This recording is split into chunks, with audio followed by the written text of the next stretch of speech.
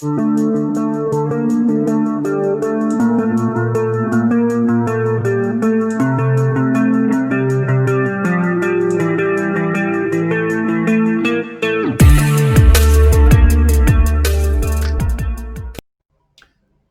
welcome back to the channel. In this video, I'm going to be talking about the build that I used to beat Cyberpunk 2077. I just want to give you a fair warning. There's some mild spoilers within the video, nothing too serious, no mainline story points or anything like that.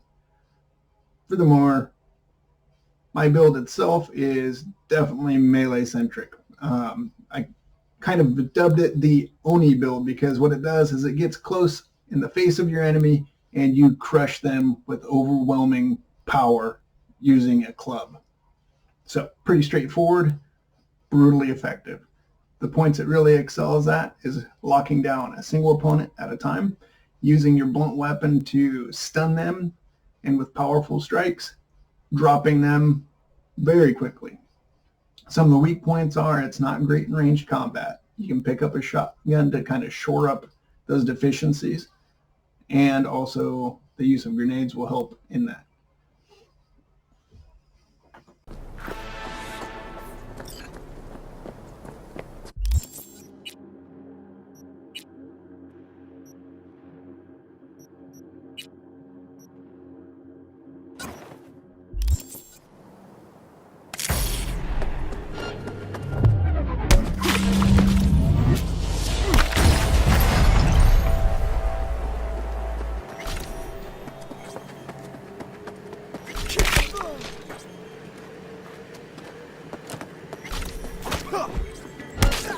Gonna check it out.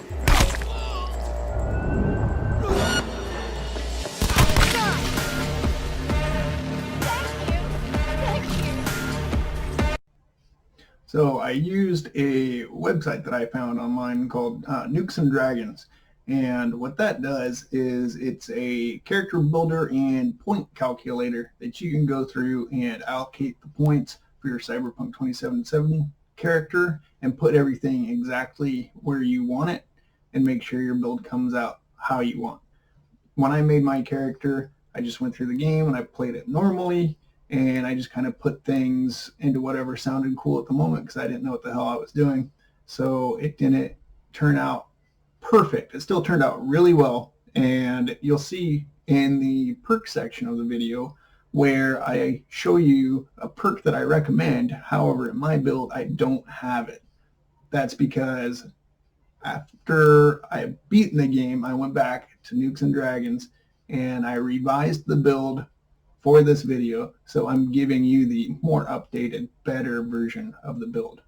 So if you want to plan out your own character build, you can go on to Nukes and Dragons and check that out. It's a really cool website. I recommend it. All right, let's go ahead and get into the perks section.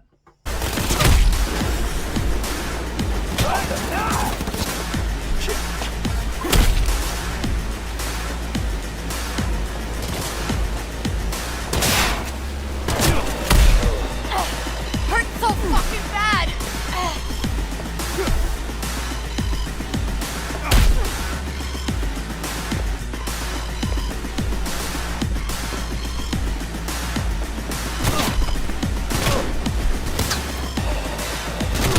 Get across!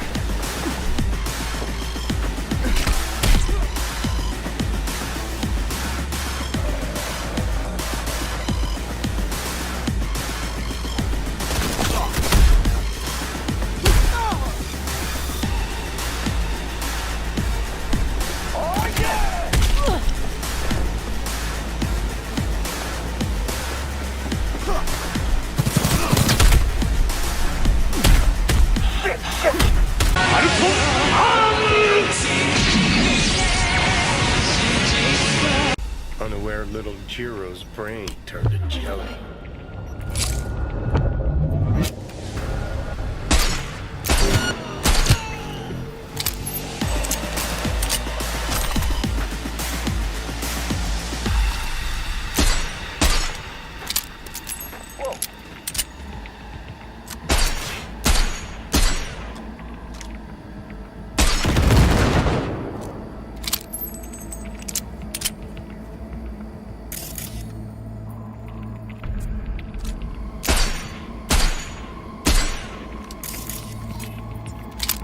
I'll cut off your arms and your legs and make you my meat puppet! Mine!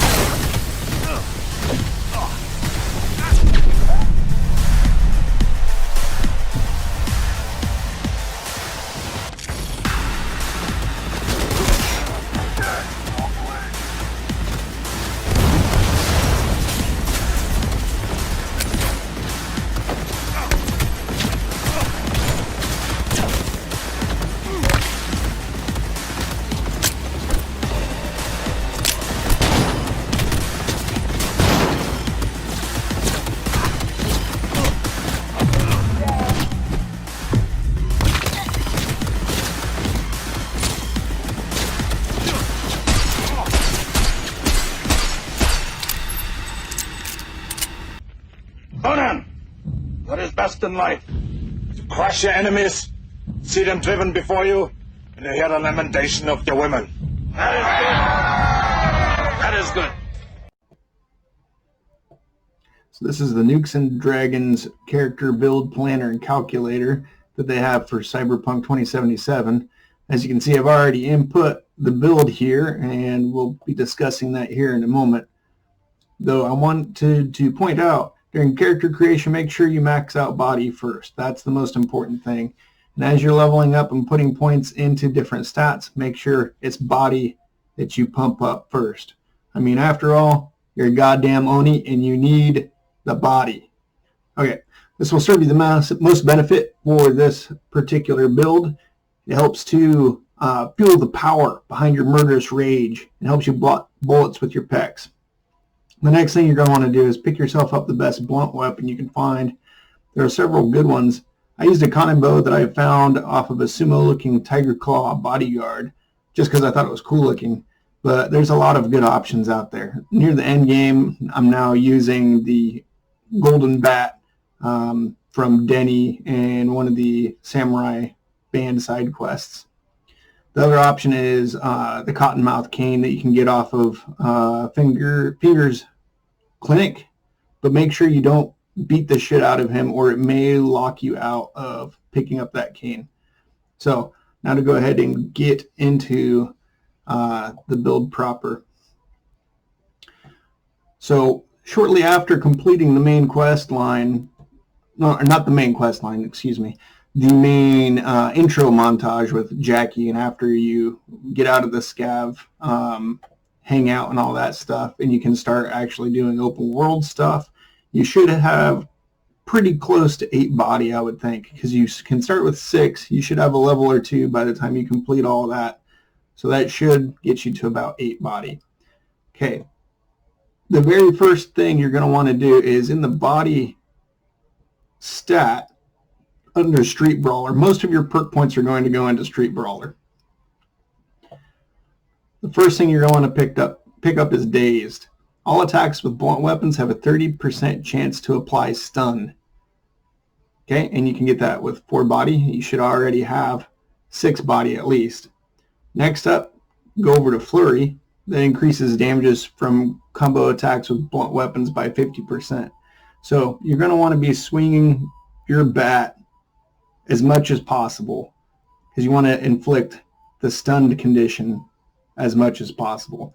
So you're going to be throwing pretty much nothing but combo strikes and relying on that stun to kick in. So next up, we have Rush. Successful attacks with blunt weapons regenerate 5% health over 2 seconds. So you have a lot of successful attacks since you're swinging in combos already.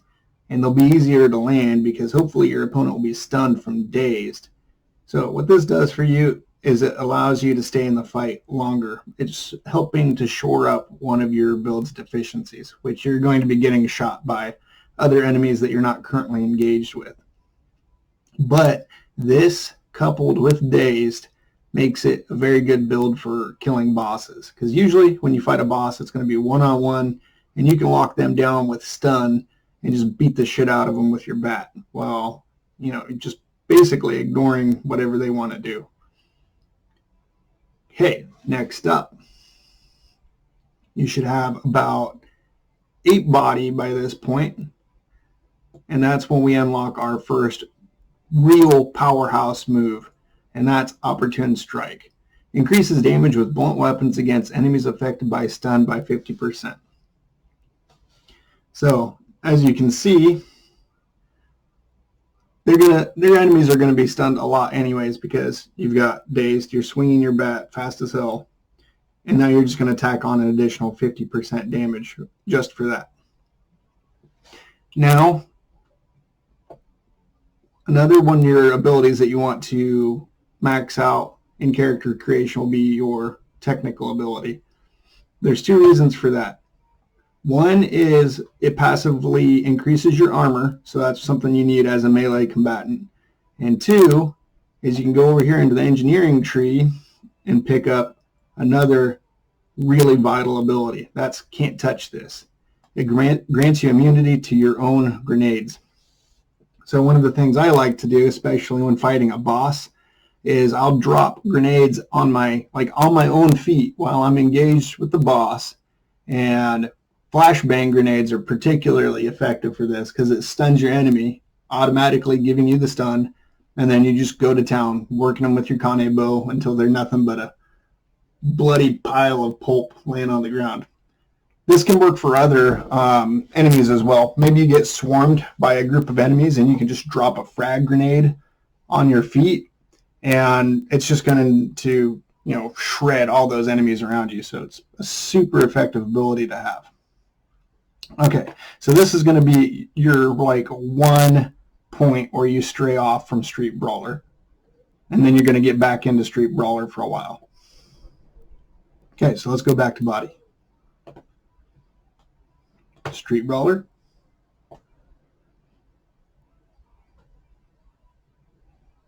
All right, now one of the things you might be having problems with at this point is stamina consumption, especially if you like to sprint a lot. And I know closing the gap with enemies, it can be good to sprint, but the problem with that is sometimes you won't have the stamina to finish the fight. So what I end up picking up a lot of the time is efficient blows, and that reduces the stamina cost of all attacks with blunt weapons by 50%. This can definitely help you if you're running low on stamina and you're having trouble finishing the fight. Another thing you can do is when you're out of stamina is while you're waiting for it to recharge, just chuck a couple grenades. And that's one of the things I did when I was having stamina problems. But after getting this perk, I can't remember ever having stamina issues again after that, especially when you get your refreshes from Rush. Okay, so if you thought Opportune Strike did a lot of damage, well, Payback is your real moneymaker here. And what that does is it kind of reminds me of like RPG's Berserker mechanics, where you get more wounded the more damage you do. It's exactly what this does. This increases damage with blunt weapons by 3% for every 1% of missing health. And I have found that this perk as well is really good for the Beat on the Brat missions where you have to do the boxing matches. So the more wounded you get, the more you really just start stuffing it to those guys. All right. Now for probably the most devastating perk in Street Brawler, Frenzy. Defeating an enemy increases damage with blunt weapons by 100% for 10 seconds. That is insane. So paired with some of the cyberware that I'll be talking about later, 10 seconds doesn't seem like a very long time. But where this build really shines is the first few opening seconds. You can really demolish a whole squad of guys really quickly. Okay, now from here, we're going to put a single point into something that we're otherwise not going to use, and that's reflexes. And ironically, it's under blades. But don't get comfortable on blades because we're not going to stay here for very long at all. The only perk you're picking up here is slow and steady. Armor is increased by 30% while moving.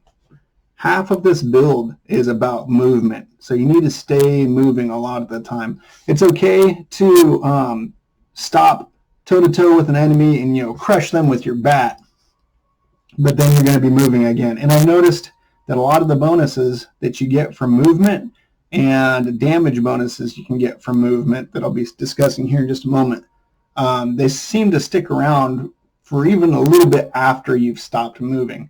Now, if anybody knows different, feel free to correct me down in the comments, but as far as I've experienced, if you just stop for a short moment and crack somebody with your bat, you'll still have all those buffs activated from what I've been able to see in my gameplay. Guess what? Going back to body. This time, we're going to go, well, this is going to be our last time in Street Brawler. You're going to have to finish pumping your body up to 20.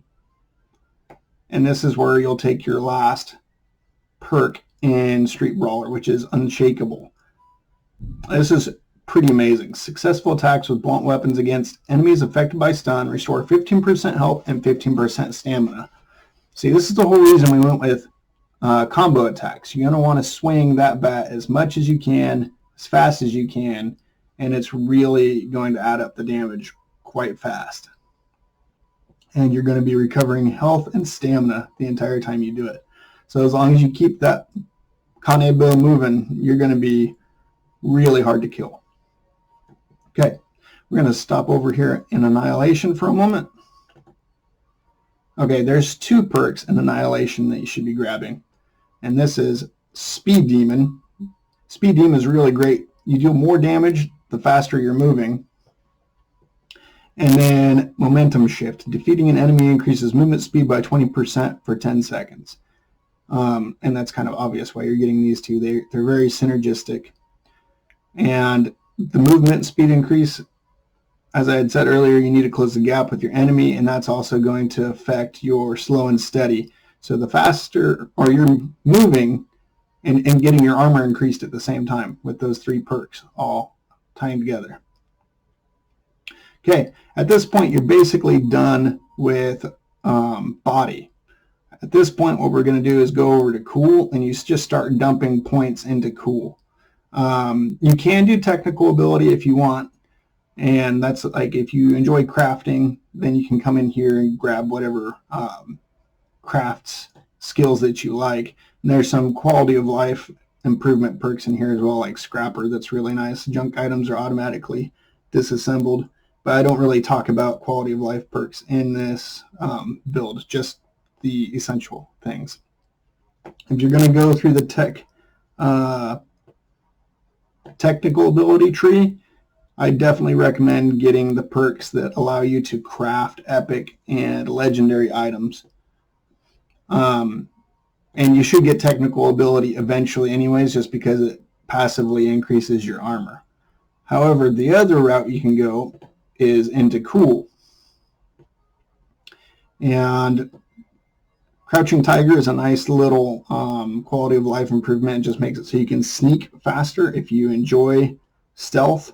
It's not really needed, but it can be helpful to pick off a few enemies from stealth before the fight proper begins.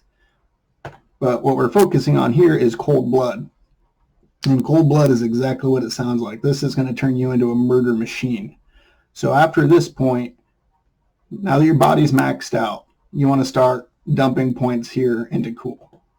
And as far as the Nukes and Dragons character builder goes, it won't force you to put points in here, and you can still like click through and pick what perks you want. But it's a good way to just kind of get an idea of what you're going to need, what level of cool you'll need. So for the perks that I recommend, you need all the way up to cool 14. So let's see. So technically you could have this build that I'm talking about right now up to this point at level 15. That's not likely because you only have 14 perk points from leveling and 34 from skill unlocks. So you get skill unlocks just from using a variety of different skills. So you can get perk points from using guns, from hacking things, from being stealthy, just like anything. But you want to take those perk points and dump those into the recommended perks that I've given you. So this is, like I said earlier, it's just an outline, kind of a guide to get you going down the right path. So, okay, so here we are, the cold-blooded path. Cold blood is the first thing you're going to want to take here. After defeating an enemy, gain cold blood for 10 seconds, increases movement speed by 2%, stacks up to 3 times. So again, we're increasing movement speed, which is going to up your armor and your damage output. Other than that, by itself, it's not horribly useful, but the perks that you get through the tree later on are extremely good. Next, we're going to want defensive clotting. Increases armor by 20% per stack of cold blood. So as you can see, you're starting to stack armor quite high now. As soon as your cold blood kicks off and your high movement speed, you're just going to turn into a monster.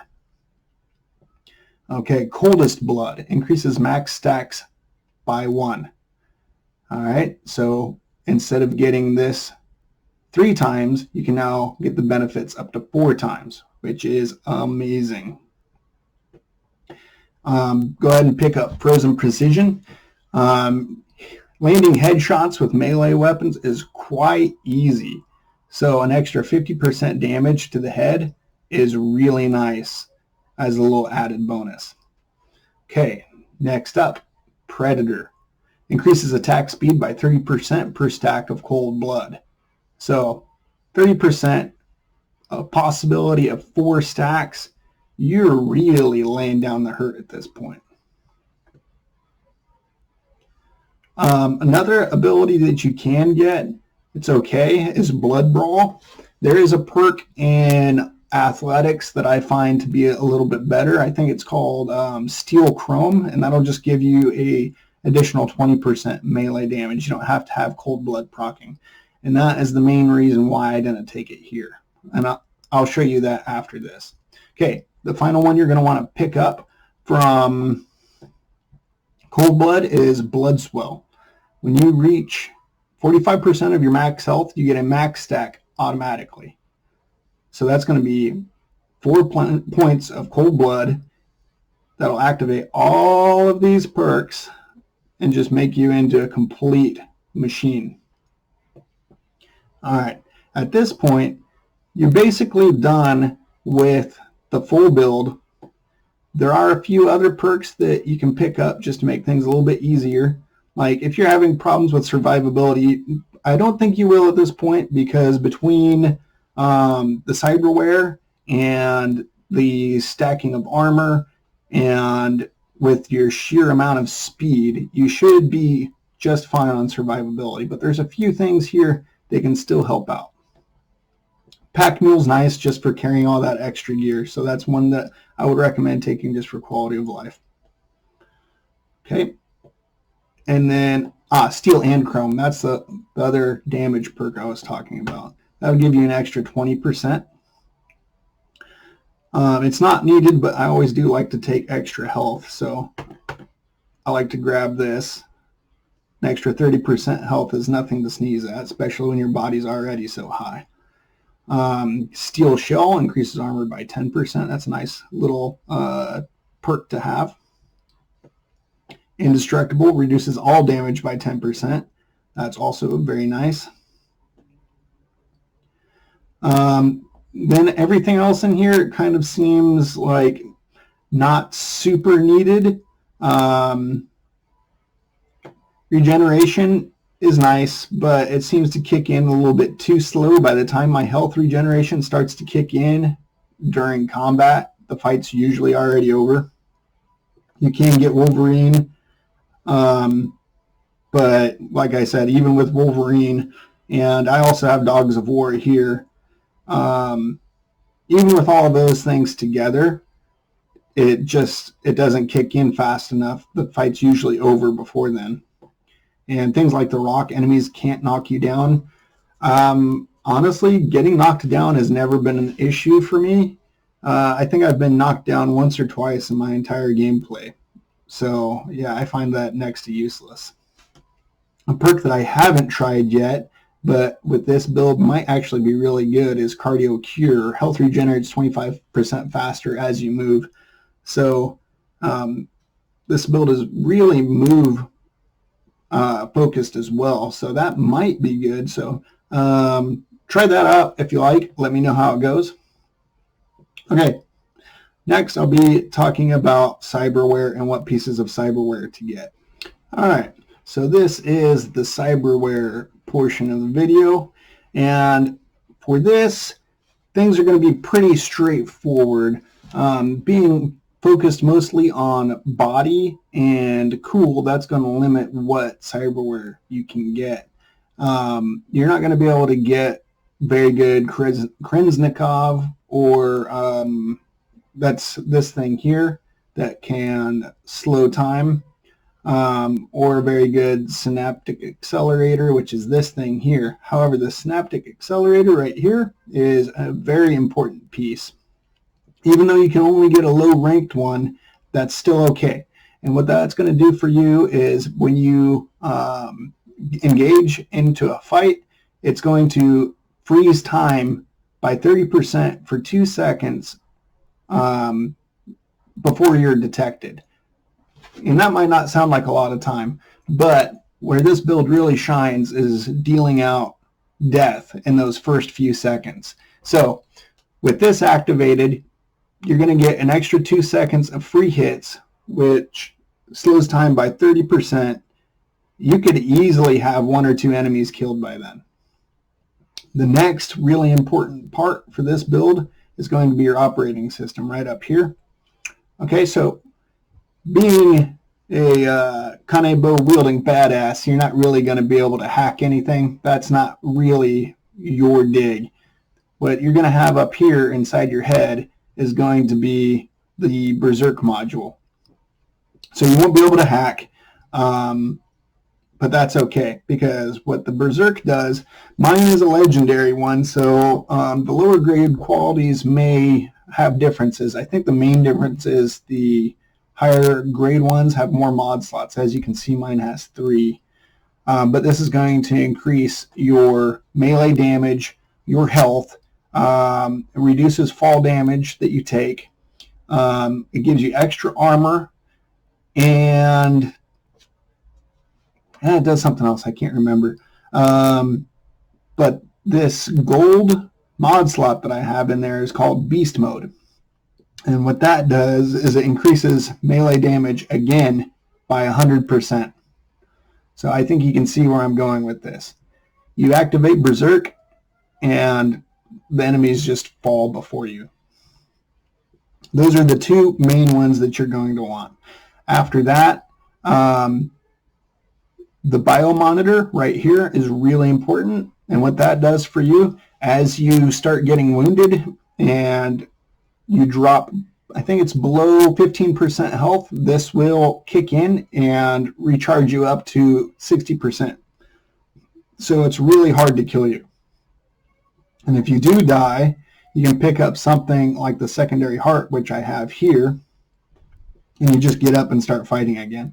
And in one of the video clips in this video, I showed the use of secondary heart and how tanky this build can be. So I'm just standing there for a moment, just getting shot up before I die. And then the secondary heart kicks on and I get back up and kill everybody anyways. After that, you're just going to want things that generally increase your health and stamina. So the skeleton mods are really good for that. And then, I don't even know how to say this. I don't know why they chose this word, but skin, okay? So this gold mod here is my armor skin mod. I think this one gives me about another 200 armor. And then these 2, one stops electrical damage and one stops bleeding. But there's a bunch of different ones. You can get fireproof, electrical proof, you can stop bleeding or immunity to poison, things like that. Okay, And then up here in the frontal cortex, I have a mod that makes it so I do more damage to robots, which you can't get the greatest mods in frontal cortex, but the damage to robots one is really nice, and you can get those in the best quality as well. And that's really cool because they are usually some of the tougher enemies to kill. So with this mod, I do an additional 50% damage to robots. So a lot of times I'll just one-shot them, which is really great. In the eye, you're not really going to use a whole lot in the eye. What I use is there's a mod there that alerts me to the enemies that have detected me. So this, in conjunction with this, it gives me extra time when I'm spotted or when an enemy starts to spot me. So it slows down time. And then this paints whoever almost detected me. So then I can know where my enemies are at on the battlefield before I choose to engage. So yeah, that's the cyberware. Other than that, just get whatever you think would work the best for you. If you like the beat on the brat missions, get you some gorilla arms. I've also seen a video where a monowire was used to pretty good effect. And your cool should be high enough to use a monowire as well if you choose.